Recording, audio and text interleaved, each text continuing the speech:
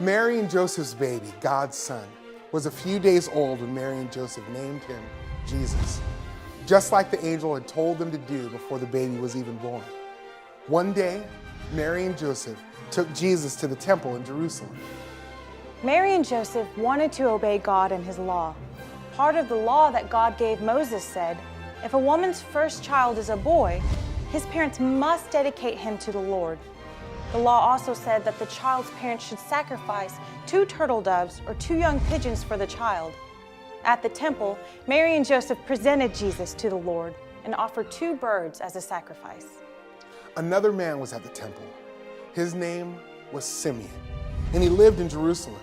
Simeon loved God, and he trusted in God's promise to send a Messiah to save people from sin.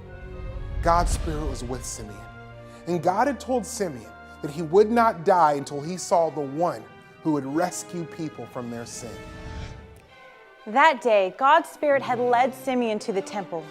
Simeon saw Jesus and picked him up in his arms. God's Spirit showed Simeon that Jesus was the promised Messiah. Simeon was so happy.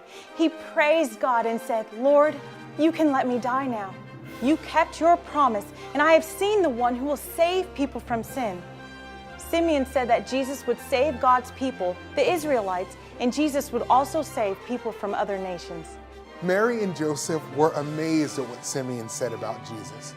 Simeon blessed Mary and Joseph. He told Mary that being Jesus' mother would be a very good thing, but it would also be very hard. Some people would love Jesus, but others would hate him. Things were going to happen that would make Mary very sad. A woman named Anna was also at the temple. Anna was a prophetess, a female prophet. Anna's husband had died, and Anna was very old. She stayed at the temple and worshiped God all the time. She prayed and fasted. Anna came up to Simeon, Jesus, Mary, and Joseph, and she began to thank God. Anna talked about Jesus to people who were waiting for God to keep his promise to send a Savior. She told them the good news. The Savior was here. Mary and Joseph finished dedicating Jesus and making sacrifices to God.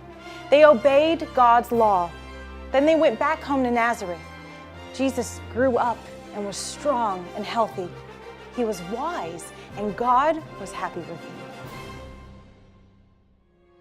Throughout the Old Testament, God promised the arrival of a king who would redeem God's people.